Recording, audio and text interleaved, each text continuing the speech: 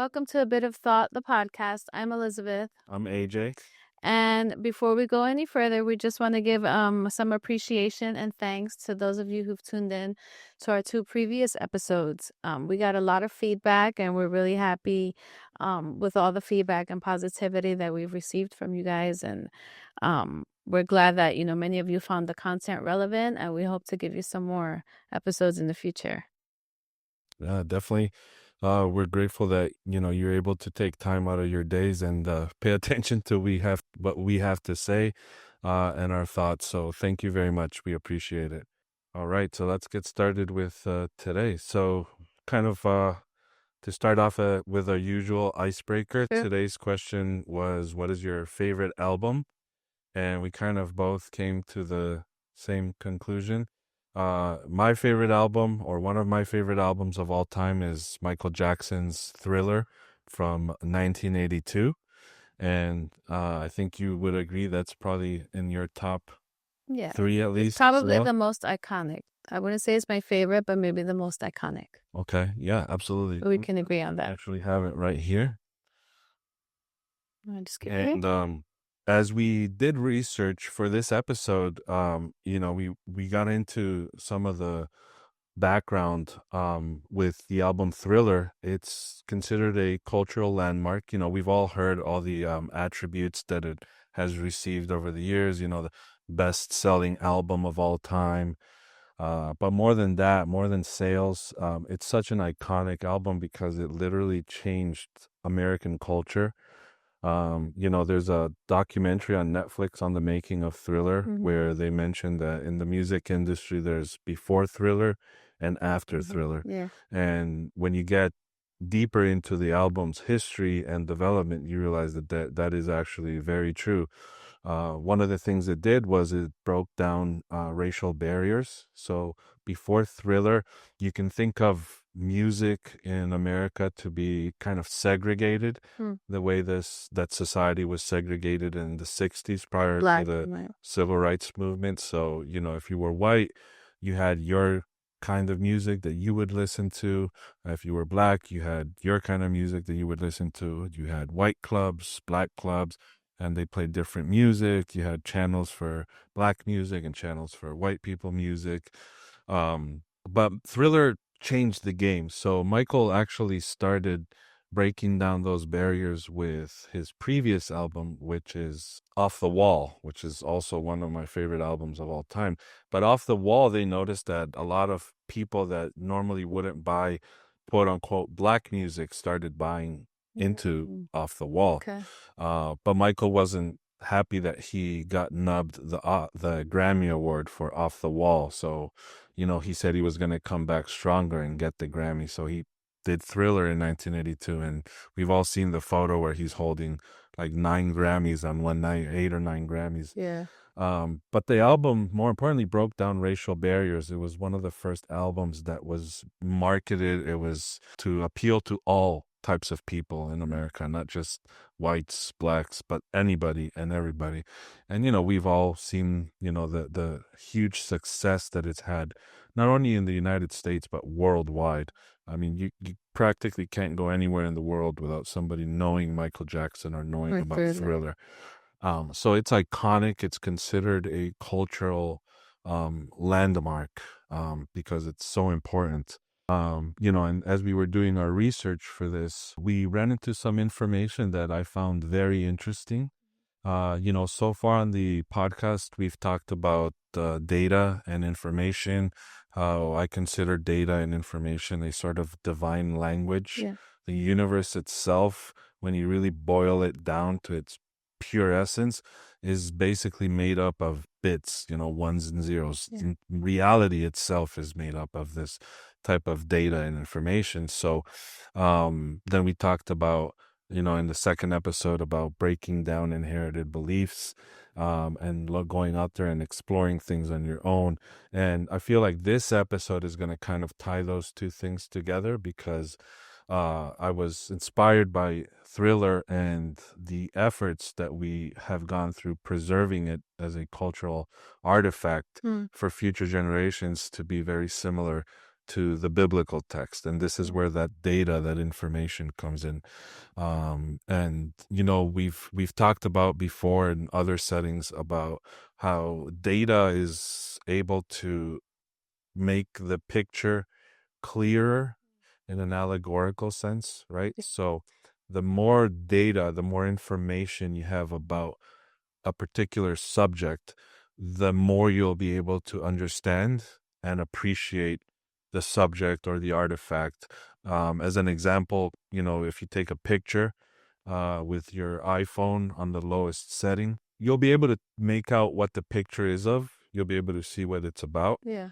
But if you upgrade to a better lens, a better camera that has a bigger megapixel, is able to write more data or absorb more data during the flash, the moment it takes the picture, Mm. that picture is going to be much clearer than the first one. Yeah. And you can just keep going up, right? Now you can upgrade to an even better camera, an even better lens. And the And picture's more all it clear. is at the end of the day, these upgrades in hardware, all they're doing is they're allowing the device to capture more data.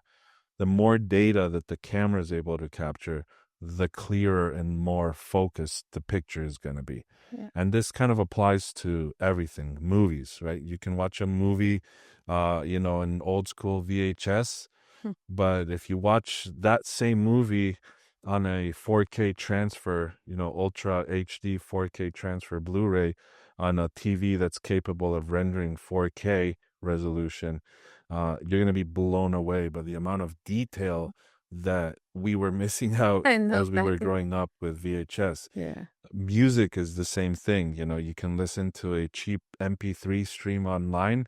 But if you also go out and you buy a DSD file of the same song or the same album, you're also going to notice that the fact that there's more data encoded into the format results in you being able to perceive nuances that you can't when you're reading, seeing, or watching things at a lower resolution.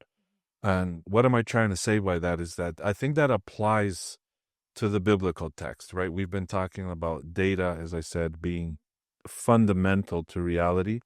The more data, the more information you're able to absorb on a particular subject, in this case, the biblical text, the clearer it's going to come across to you. Mm-hmm. And I believe that the clearer you're able to understand it and see it, it's going to also allow you to appreciate it even more. So that's how I'm going to connect, the album Thriller Okay. with the biblical text. So why don't we do our next segment before we get into the meat of the podcast, which is clarification of terms. Yeah. All right. So the first one we have is ANE, which is an acronym for the ancient Near East, and that's a region and cultures surrounding ancient Israel. So ANE. Next, we have anthropological, which is understanding texts, traditions, behaviors, and artifacts through the lens of human culture and development. And lastly, we have redaction, which is editing, arranging, or expanding written material over time. Awesome. So those three terms, A and E, ancient Near East, anthropological. You can think of anthropological / natural sort of connected together. I'll explain more as we Yeah. go on. And redaction, those are going to be very important. So, Okay. all right, so let's talk about Thriller.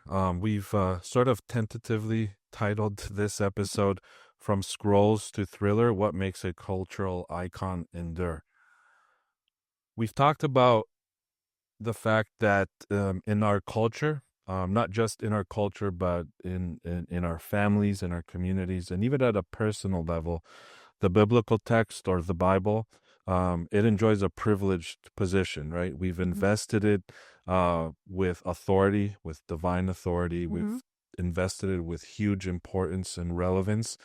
And despite attempts to diminish its influence in the marketplace of ideas, uh, particularly from certain political or educational movements, the truth is that we still exist in a space that's permeated with the social, cultural, and religious impact of the biblical text. That's true. That's very true. We talked about in our first episode, again, I'm going to keep referring back because we kind of want to tie things together, is if you enjoy watching movies or TV shows, sooner or later, you're going to run into a storyline that basically pulls directly from the biblical text and its influence. We just saw that Um, this couple weeks ago with Stranger Things. yes, exactly. So the last part one of the last season of Stranger Things has some very where he was picking 12 biblical children, and it's almost like yeah, the 12 tribes.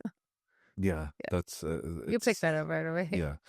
So the point being that, sooner or later, if you consume content within our culture, you're going to run into Yeah. the influence of the biblical text, both Hebrew text and Christian text, Old Testament, New Testament, and the Christian tradition itself.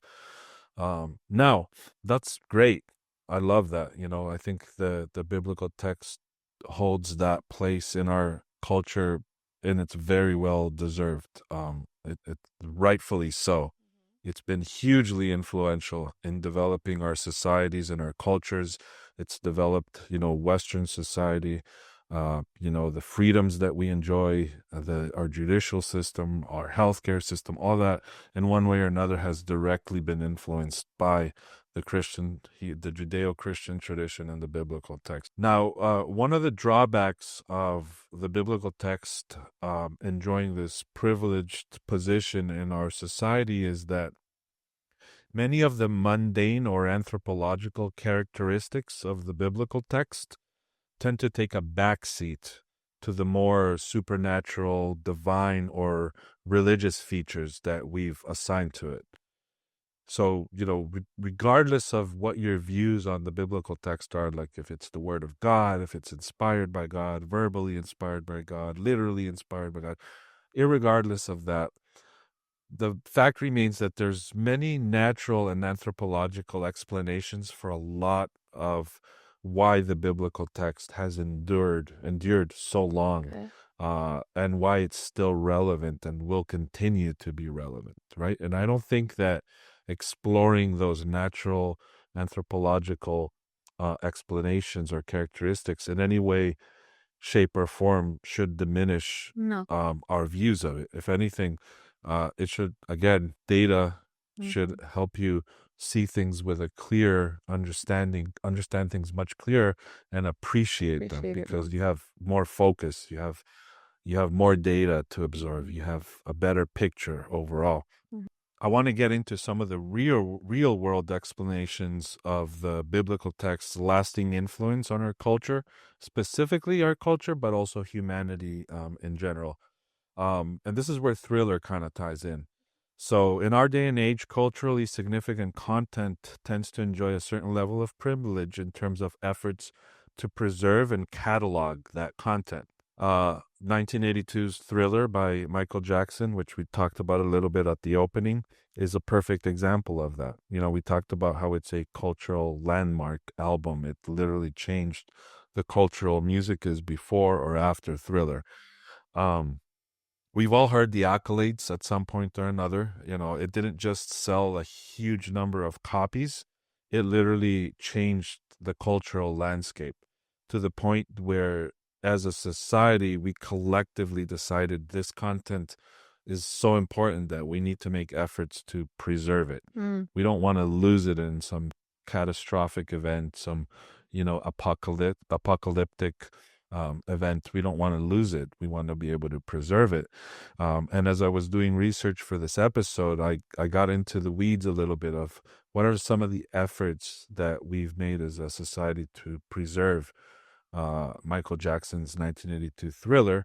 And this one doesn't only apply to Thriller. Obviously, this applies to other cultural artifacts, movies, books, other albums, etc., etc. The point here is that when we as a society collectively decide that something is worth preserving, we go to huge effort. We make huge efforts to preserve it and ensure that it lasts. So some of the technicalities that are involved in preserving Thriller and other types of digital or analog content, that whole industry is a micro universe in and of itself.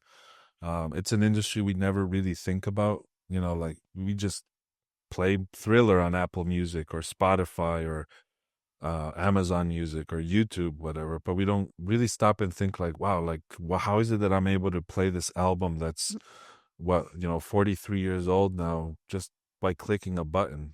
That it takes effort to make sure that it's lasted this long and, Yeah. and it continues lasting.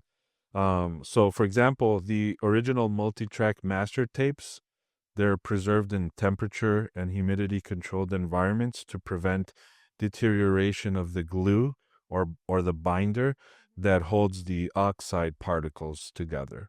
So the original multi-track tapes that went directly from MJ's voice through the mic, through the mixer, onto a tape, those are preserved in temperature and humidity controlled environments to make sure that as time goes on, the particles don't collapse or fall off or break apart, because then we'd lose access to the master multi-track Yeah. tapes. Engineers periodically remaster the recordings. So engineers will periodically take those multi-tracks and they re-record them or remaster them using new playback technology. So, when MJ recorded, it was multi-track and vinyl probably. As time went on, the CD became popular, so they copied it So into that, CD. okay. After CDs, digital, Yeah. so another copied into digital. Another interesting thing is that in terms of preserving it digitally, so the digital preservation of it, archivists keep multiple redundant copies stored in geographically distributed data centers. Yeah, that's one way. Redundancy in preserving digital information is extremely important, because if you store digital data just in one location, and if that location goes down, that Yeah. there goes your digital data. So, redundant backups are extremely important for this type of content, and actually for any content. Yeah. If you have at home important information that you can't afford to lose, like pictures, documents, things like that, it's always recommended that you have at least 3 backups so that you create redundancy in your backups. The first one is usually the device that it's on, your computer or your phone. The second one is an external hard drive. For example, if your phone gets destroyed, you have a copy on an external hard drive, you can get that data back. And then a third one is usually recommended to be somewhere in the cloud, so that if your phone and your backup go down, now you have a cloud copy that you can download when Mm. you're back up and running. Libraries and cultural institutions, they digitize, catalog, and store high-resolution versions of Thriller. Thriller itself was inducted into the National Recording Registry in 2009, and the video for the track Thriller was the first music video to be inducted into the National Film Registry. So those are just some, there's a lot more to it, but those are just some examples of the processes used to preserve Thriller for generations to come. Now, in addition to the technical efforts to preserve Thriller, there's also cultural efforts that keep it alive, whether consciously or subconsciously. We as a culture preserve Thriller as a cultural artifact, uh, as a living source of rhythm and excitement. So the Thriller mythos stays alive through conversation. Right now we're talking about Thriller 43 years after it was recorded. Um, Artist sampling, there's hundreds, if not thousands, of musicians that sample music from Thriller. Choreography, there's countless new dancers out there that redo his iconic dance moves. And there's countless reinterpretations of it. You can't be on TikTok, for example, or Instagram for Not too no long Thriller. before a video of someone dancing to some part of Thriller in any part of the world pops up into your feed. So, no, given its status as a cultural landmark, we, again, as a collective, have decided that Thriller is worth preserving for future generations. What does all this have to do with the biblical text? One of the things that I like to remind people of all the time, and I believe it's something that is not talked about nearly enough regarding the Bible, is that the Bible, or the biblical text, it's not just a religious document or a collection of sacred scriptures. It's also a cultural artifact of humanity. Yeah. I feel like that's a perspective on the biblical text that is usually overlooked. But it really is a cultural artifact of humanity. Yeah. It's something that we should, as human beings, we should be extremely proud of it. It doesn't belong to any one religious group. It doesn't belong to Christians. It doesn't belong to Jews. Even though we appreciate all the efforts that those cultures went through in order to preserve it, Put it together. put it together, produce it. But at the end of the day, it is a cultural artifact of humanity, and that's biblical. um, Much in the same way that Thriller is now considered a cultural artifact, so too the biblical text in its day and age as it was being produced was seen as a cultural artifact worth preserving for generations to come. Like our modern efforts to preserve Thriller into perpetuity, so too the cultures that produced the biblical text, particularly the Hebrew scriptures, they also made huge efforts to preserve them into the future so that their future generations would have access to it. Mm-hmm. Future generations not only had access to the biblical text and enjoyed them, but they literally helped them to maintain their cultural identity during times of exile. That's That's important. extremely Yeah. important, right? Because the ancient Israelites experienced three major exiles. There were more than three, but we'll focus on the three major ones. The Jewish philosophical tradition tends to talk about four of them.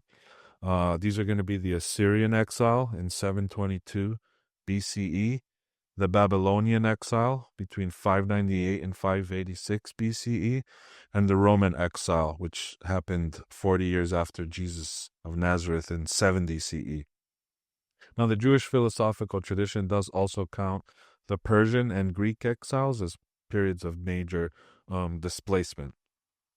Now, although displacement or exile, displacement just means when a group of people are removed from their land or their homes and moved to a different part geographically. That's what displacement is.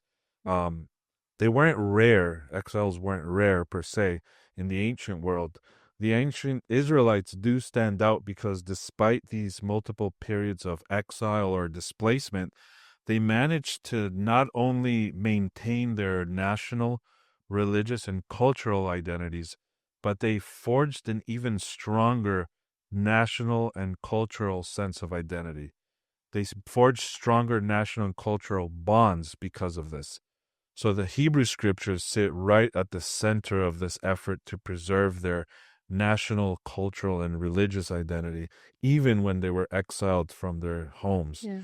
The Hebrew scriptures sit right at the center. That is the impetus or the driving force behind the preservation of the people of Israel during these times of exile when they were removed from their lands. Mm-hmm. I want to focus on three distinct qualities of the Hebrew scriptures that ensured its preservation into the future, its development, and its transmission, including our generation. It's been transmitted to us thanks to these really early efforts to preserve it Yeah. during times of exile. There these three qualities that we're going to talk about, I think, are directly responsible for us having the privilege to read and enjoy its content even to this day. So in the ancient Near East, the choice of writing material, it wasn't just a technical detail.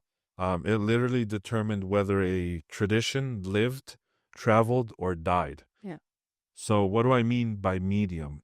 Medium is the material that whatever the culture of the time chose to write down their stories, to write down their history, to write down their religious texts. So the choice of material, the choice of medium, literally determined whether that culture itself would survive into the future or not. Whether we're aware of it or not, what those cultures decided to use to write on would eventually determine their very own survival in the event that they were also invaded by foreign powers and exiled or displaced. Most cultures in the region adjacent to ancient Israel or in the ancient Near East um, chose hard materials such as clay tablets, stones, stelae, or even temple walls to record their decrees and other important writings or accomplishments. All right, and I think you did some research on some of the cultures around ancient Israel and the materials they used to record some of their treasured texts. So why don't you tell us, give us a few examples, and we'll be showing, right around this area of your screen, and here in between us, you should see photos of these or images of these examples that Elizabeth's going to talk about. They'll pop up for a few seconds so you can get an idea of what they look like and what we're talking about. All right. So the first one is the Code of Hammurabi. You probably heard of this like growing up in history classes. But it's a Babylonian legal collection from around 1750 BCE, and it framed justice as something measurable and woven into the king's cosmic duty. It consists of 282 laws, and it's inscribed on a basalt stone stele in Akkadian. It established standards for commercial interactions, it set punishment for crimes, and it covered areas like poverty, family, and slavery. This code is actually famous for that principle of eye for an eye. That's where it came from. It came from the Code of Hammurabi. The next one is the Epic of Gilgamesh. And it's a sprawling Mesopotamian tale about kingship, grief, and the stubborn human longing for meaning in a world that refuses to grant immortality. So many scholars believe that it is the influence behind the flood story we find in the Hebrew text. It tells a very similar event. So the Epic of Gilgamesh survives on clay tablets.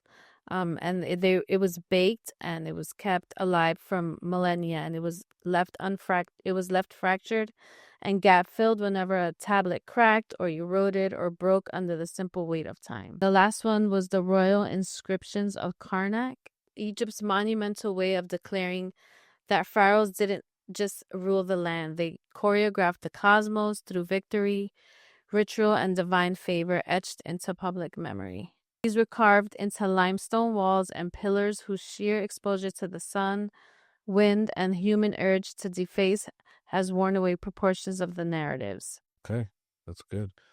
And it seems like the common theme here is that they use hard materials that durable eventually eroded over time. Yeah.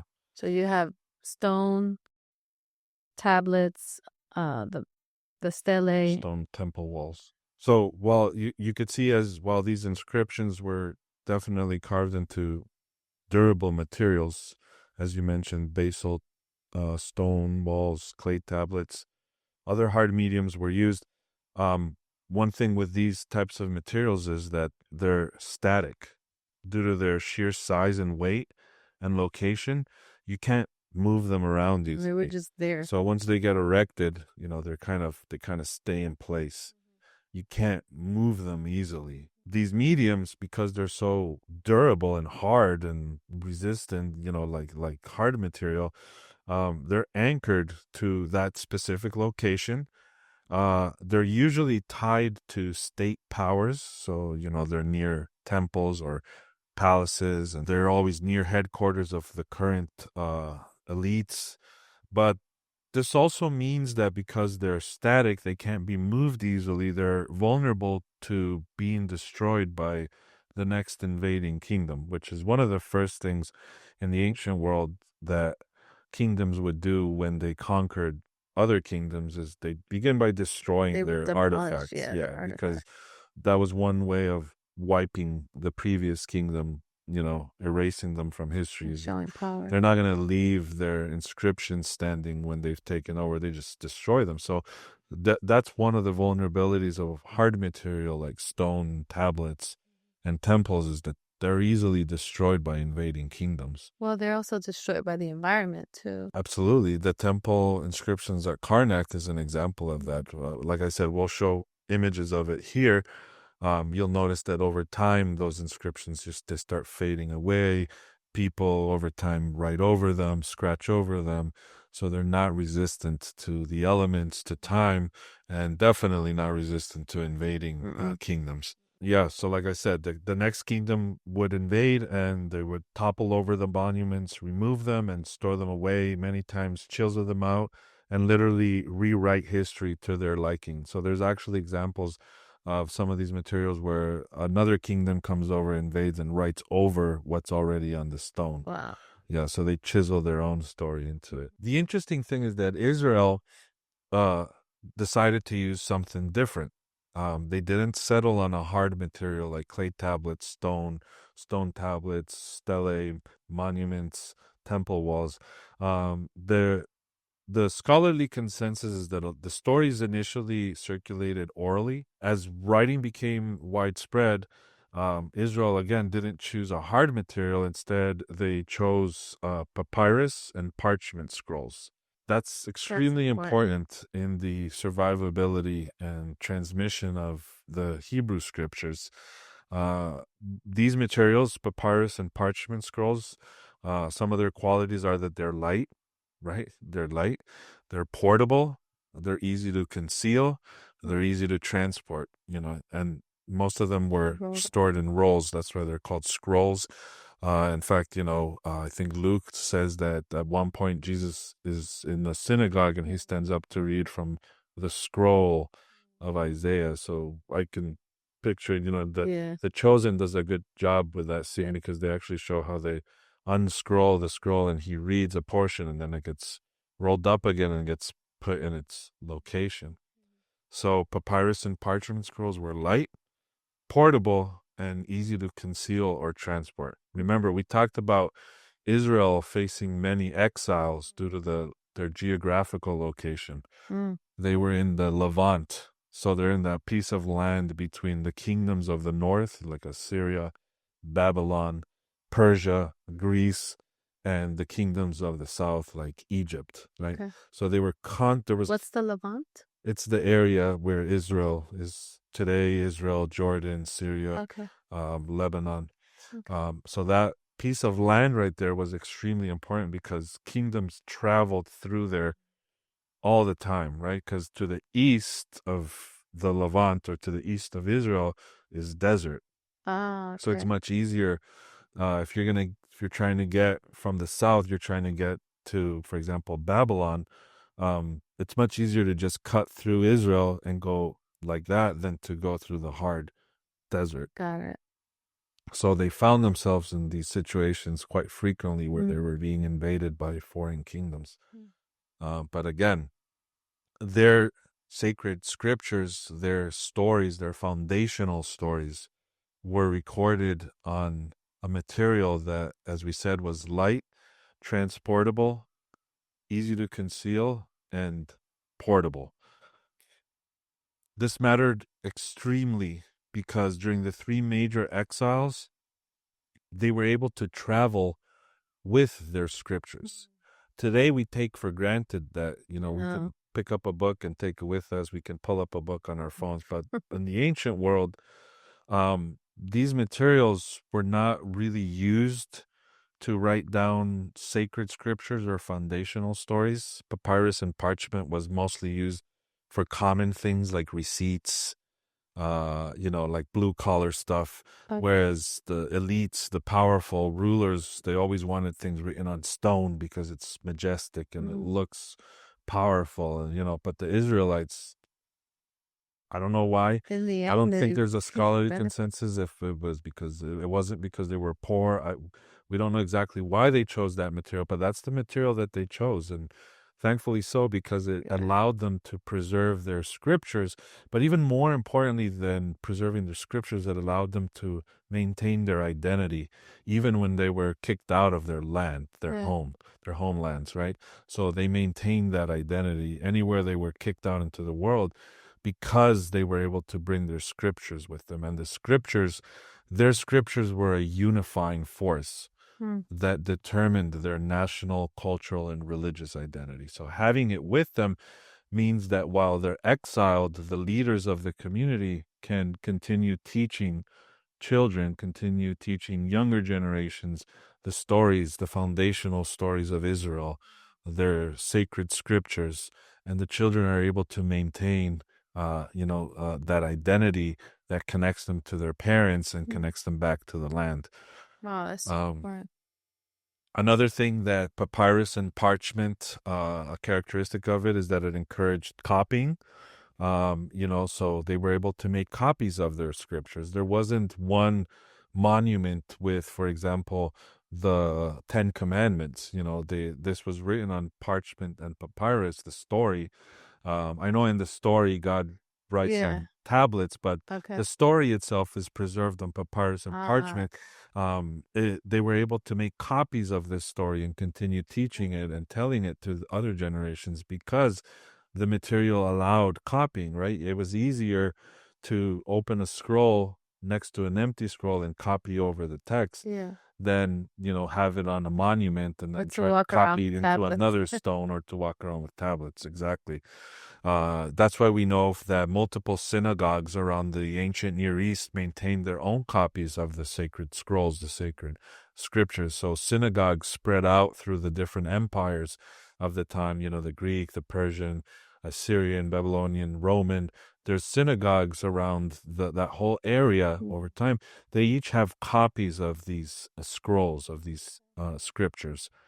Um, it also explains why there's multiple versions of stories, the same story in the Hebrew scriptures, which is something we're going to get into the next segment, which talks about the fact that papyrus and parchment scrolls facilitated editing Mm. because it's much more difficult to edit something on hard material like stone, clay, or walls, so maybe even impossible.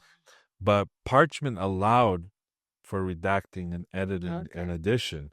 Um, Now, this isn't a flaw of the text. This is actually the voice of the people. They're producing this text in real time, Yeah. right? So they're editing this text in real time. Yeah. As their reality changes during times of exile, they struggle with understanding their relationship with their God. Mm. Why this, why that, um, and they're able to redact the text that's already there on parchment and papyrus scrolls and edit it to reflect their new reality as they wrestle with their new circumstances.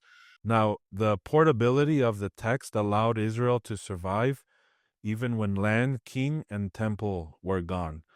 Even though Israel, during times of exile, they lost their land, they lost their monarchy, they lost their leadership, they lost their temple, their place of worship, they still maintained their identity. They weren't lost to Yeah. time or completely absorbed into the new culture that had invaded them. That's That's so remarkable. true. Yeah. That's extremely remarkable. Yeah. They weren't completely absorbed into the other culture. Yeah. And the determining factor there is their scriptures. Yeah. This helps them maintain. That's why you'll see a lot of text in the Hebrew scriptures that warns against marrying into different cultures. There's a lot of exhortation to populate the land. God commands that you go and populate the land. There's this reinforcing idea of don't be absorbed into another culture, don't meddle with another culture, and populate the land. Okay. That's something that a people that has recently returned from exile Mm. would encourage. Okay. That's something that you need to encourage, right? That's an It's like, example of what you were talking about before. yes, how they sort of the scriptures start reflecting their new The new realities. reality. Yes. Yeah. Okay. I get. So there's a lot of exhortation to, don't marry into different cultures, don't mix. For example, in the New Testament, we learn about the hatred between the Jews from Judea and the Samaritans. And they Yeah. hated the Samaritans because the Samaritans were part of the northern kingdom of Israel. And when they were invaded and conquered, some of them actually started marrying into the new culture. Oh, They okay. mixed. So they're kind of like a mixed people. They're Jews from the northern kingdom, but they mixed with the people, the culture that conquered them. So Got it. that's why they hate them. But a lot of those texts in the Old Testament or the Hebrew scriptures that call on the people to populate the land, there's a big encouragement on reproducing, Mm-hmm. right? Because if you're returning from exile, you want to repopulate your land Yeah. and you want to maintain your identity Makes by sense. preventing marrying into other cultures. Yeah. Absolutely. Yeah. So in many ways, the scriptures that they decided to write on papyrus and parchment becomes the anchor of Israel's identity. It's the anchor. It's what maintains that identity. What lets them. It's that beacon that they can look to in times of displacement and know who they are and maintain that identity. Mm. Um, Now, the next quality. Remember, we're talking about three distinct qualities of Mm-hmm. the scriptures. The next quality is anonymous narration. And Mm-hmm. what does that mean? Is that for the most part, most of the Hebrew scriptures don't start off with "I am such and Okay. such, King of Israel, and I am writing this," which is a characteristic of the text of other cultures in the area. They would usually start, for example, like the Assyrian text would start with like, "I am Ashurbanipal, mighty king," and then he starts telling a story or starts telling about a victory, military victory that they had. Most of the A&E texts speak in the voice of either a king or a priest. The inscriptions you mentioned reinforce royal authority, right? So they're written for elites Yeah. by elites. Okay. Their stories written for elites by elites. The Hebrew scriptures break this pattern in that area. So what the Hebrew scriptures do is that they rarely, if ever, open with an author actually introducing themselves. Even prophetic books aren't usually told in first-person narratives. Mm. Um, this also transfers over to the Christian scriptures. I don't know how many people are aware, but the scholarly consensus is that the Gospels are anonymous writings. Yeah.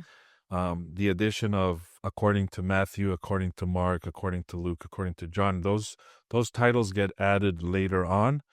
The scholarly consensus is that they're anonymous.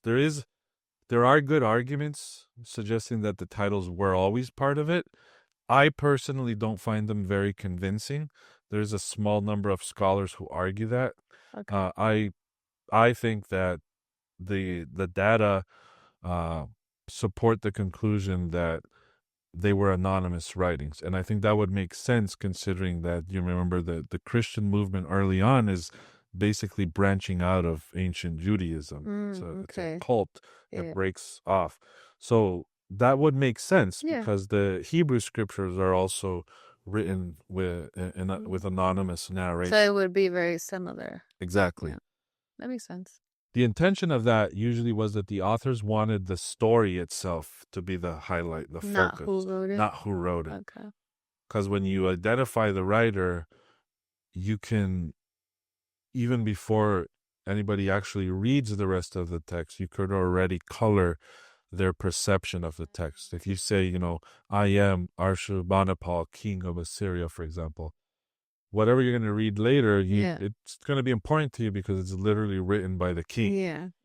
So the Hebrew scriptures are different. They're anonymous, and I think it's to focus in on the On the text, the story. content of the story, the content of the message. Oh, okay. And why is that important? In addition to what we already talked about, it's important because it signals a literary culture that isn't dominated by kings, but by guilds of scribes, temple traditions, and storytellers. There's a scholar named Karel van der Toorn. He describes biblical literature as emerging from guild tradition, not royal propaganda. So the Hebrew scriptures aren't royal propaganda. They're the result of guild traditions or scribal traditions. It's common people, scribes, people who weren't very important in the grand scheme of things, who focused on copying, editing, redacting, and transmitting these texts. It separates it from the elite layers of Okay. Israeli, ancient Israel society. And that's important because in many ways, the Hebrew scriptures become the voice of the people. Remember that we talked about how the text gets to travel with them. They're able to preserve it, conceal it, redact it, edit it. Mm. And because of that, it becomes the voice of the The people. people. So it's the text by the people for the The people. people. Um, this creates a tapestry of viewpoints. There's lament, critique, praise, doubt, prophecy, wisdom. It's one of the few ancient traditions where rulers are actually openly criticized and national failures are preserved as part of the story, which is going to be our next segment. That's a very important detail. Mm-hmm. Theologically speaking, rejecting this diversity, right, that we find in the text is rejecting one of the text's greatest gifts. The fact that its medium allowed for these things to develop the way they did. This medium allowed for it to be transported and written in different places in different times.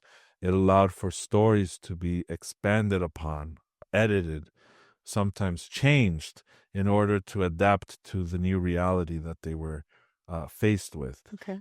It allowed for the voice of the people to shine through instead of the voice of the elite class, the rulers, the priests, the kings.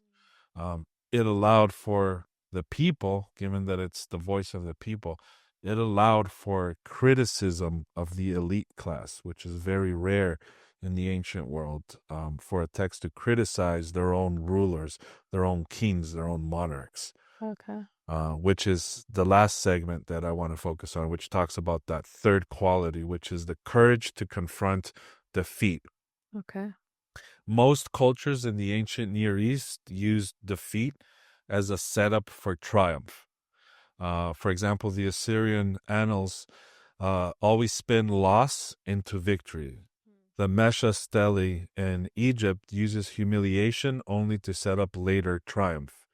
The Egyptian inscriptions turn near disaster into heroic wins. So a lot of the cultures around Israel at the time either didn't focus on defeat, or when they did, it was only to build up the momentum to be like, this is our We did huge it. victory, Yeah. this is our huge triumph. Now, the scriptures of Israel do the opposite. Mm. The Hebrew scriptures don't hide failure; Yeah. they confront it. The books of Kings, for example, ends with a destruction and exile without a tidy comeback. So the books of Kings ends with them in exile, and it doesn't promise or guarantee any type of return. Lamentations is basically grief in literary form. The Psalms preserve national confusion and lament. Question, our second episode was question inherited beliefs. Question your beliefs in God. Question God. This is biblical for those people who like things to be sugar coated with biblical. That's a biblical principle because that's the Psalms literally It's question that God. question. Ecclesiastes questions the the purpose of life. Ecclesiastes questions the logic of even going through life. Yeah. So these texts, these Hebrew texts, they don't hide from defeat. They confront it head on. And when they have questions, when they're wrestling with God, remember that Israel means one who wrestles with God. That's where the name comes from. When Jacob wrestles the angel of the Lord, he changes his name to Israel because you wrestled with God, literally. So if anybody's ever made you think that wrestling with your faith or questioning inherited beliefs is not good, Go back to the dismiss biblical them. Yeah, text. go back to the biblical text and you Yeah. need to relearn and reread it. Yeah. Wow. Um, That's deep. Like I said, Ecclesiastes tears down comforting assumptions and gives humanity an existential mirror. It literally calls life, silly at one point. It says that life is folly, that, Yeah. the bad people prosper and the good people don't, Yeah. which is a reflection of Even on today. reality. Yeah. Um, exilic or exile texts admit life never returned to Davidic level splendor. So everything that was written after the exile never admits that things got as good as they were. Say that first line again. So Life. exilic or exile texts admit that life never returned to Davidic level splendor. So Okay. the golden age of ancient Israel is considered the monarchy of David. Okay. The text never says things got back to the way they were. If anything, it says, the entire idea of a Messiah, future Messiah, coming from the line of David is because they preserve that hope, but they never got there Got it. or haven't gotten there. Yeah. So they don't lie or they don't write the story in a way to say we returned from exile and everything went back to normal. Yeah. No, they returned from exile and things were never as good as they were uh, during their golden age, Yeah. right? And then Yeah. that's the messianic prophecy or the messianic fervor that you find during the time of Jesus taking place amongst the people of Judea is a reflection of that because they're eager to return back to 100%. that golden age. They're Mhm. eager to have independence. They're eager to kick out the oppressing rulers, the Romans. Yeah. They're eager to have autonomy again, but Mhm. it never comes. Yeah. And the text doesn't make you think that it ever came back. It admits That's true. it went away. We Yeah. came back, but things never got as good as they were. Yeah. Um, Now, why does preserving defeat in this way matter? We kind of touched upon that. I got a little bit ahead of myself in that the the name of Israel itself embodies this idea of wrestling or contending Yeah. with God. That was a good explanation. I think you need to go in depth with that again. Yeah, I mean, there's not much else to it. I mean, the name Israel comes from that story in Genesis where Jacob wrestles with the angel of the Lord, and he contends with him, and he walks out with an injured leg, Jacob, and the angel of the Lord changes his name to Israel because here you contended with God. So the very name of Israel, they recognized very early on. The story is the way that they tell themselves. We recognize very early on that if we are going to maintain this belief, this relationship with our God, we're going to have to recognize the fact that in order to maintain it, you have to wrestle with it. Yeah. It's not about easy, cheap answers. It's about contending with reality every moment of the day, especially if you're in exile, if you're in displacement. Mm. You have to contend with your reality or you just give up and get absorbed into the culture that invaded you. Yeah. So they decided to wrestle with God and contend and be like, why, why? That's a constant theme is like, Why? why? And it happens in the New Testament as well. Why? That's the fervor in Jerusalem during Passover is because they think that we're right there, that king that God promises right It's right there, there. right there. He's just about to break through reality. And, and according to the Christians, the religious leaders in Jerusalem missed out on the opportunity because Jesus brought a different way of understanding how God is working through events, through historical events. He's working in a way that was unexpected. Mm. And the religious rulers of Jerusalem missed that opportunity, Opportunity. that event. But the Hebrew scriptures definitely preserve that idea of contending with belief, contending with God, wrestling with inherited assumptions. Mm-hmm. And again, that allows them, the medium that we talked about, papyrus and parchment scrolls, allows them to redact their stories as they go. But the interesting thing is that they never redact them in a way to say that they returned to their old glory. It talks about defeat and it doesn't write it out of history. It Sounds. keeps it there. Yeah. When they write about their most important king, arguably King David, their golden age, they don't hide from the fact that he did bad things. They Yeah. talk about the evil thing he did when when he committed adultery. So the text preserves those things. It doesn't shy away from criticizing leaders, from questioning God, from questioning beliefs, Mm-hmm. from questioning identity. It preserves it as part of the story, Yeah. and it's important. Recording defeat invites future generations to wrestle with theology, history, and identity. It creates a narrative space for new prophetic, priestly, and wisdom traditions. In exile, the people forged identity around the text instead of territory. So even though Israel is so connected to the land, in reality, what they're able to forge their identity around their text, Mm. not so much their land. The text maintains them when they're in exile, so that when they return to the land, they're still a unified. And by unified, I don't mean that they're unified in thought. There's diversity Yeah, yeah. in ancient Israel. There's diversity amongst ancient Jews. They're not like of one mind.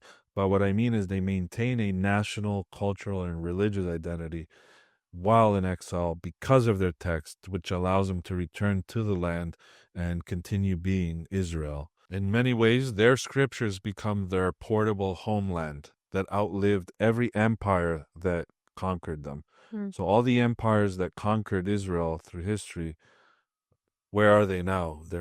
They're gone. Yeah.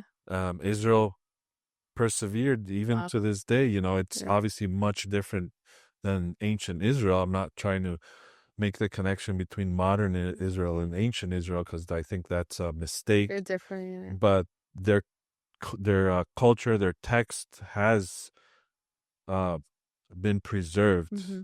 well into the future, for the foreseeable future, because of, I think, these three qualities that we talked about played a huge role in it. Yeah. The medium, the anonymous narration, and the willingness to confront defeat.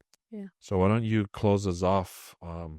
Maybe talk a little about what we went Yeah. through and All right. So we talked about modern cultural icons such as Thriller and our efforts to preserve it for future generations.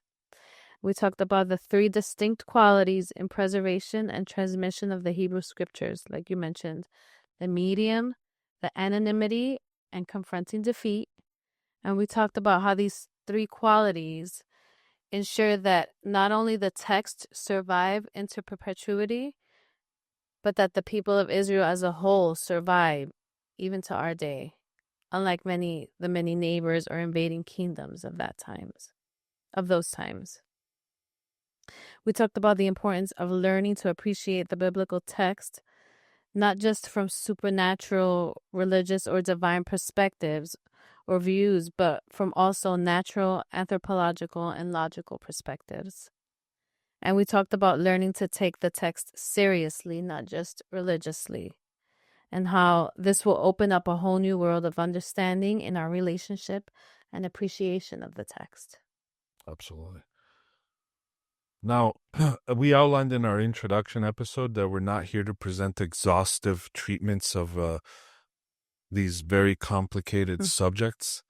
Um, in these episodes, if you're not used to thinking outside the box, if you're not used to questioning things, if you're not used to paying attention, let's be honest, you might find some of the things that we say controversial, like editing texts, changing stories, adding to stories, things like that. Again, I just want to remind everyone that these thoughts, they're not meant to be exhaustive. Mhm. They're meant to spark thought in the listener's mind. Yeah. So in that spirit, what I'm going to start doing is I'm going to start leaving a list of references in the description of each episode that touch upon the subjects that we touch on the episode. So if anybody does, for some, miraculous reason, decide to think outside the box and explore things further, I think these sources are very Do helpful. further research. Yes, exactly. We're not here to, um, you know, Tell you what to believe yeah, or think. we're here to just spark thought, Yes. spark dialogue, think of things a little different, think outside the box. And if that's the kind of uh, path you wanted to go on, where you want to explore things further And deeper. and deeper, this list of resources is going to be very helpful. So we hope you guys enjoy that. And any comments, feedback, please feel free to leave it. And yeah, we'll see you on the next one. Thanks for tuning in.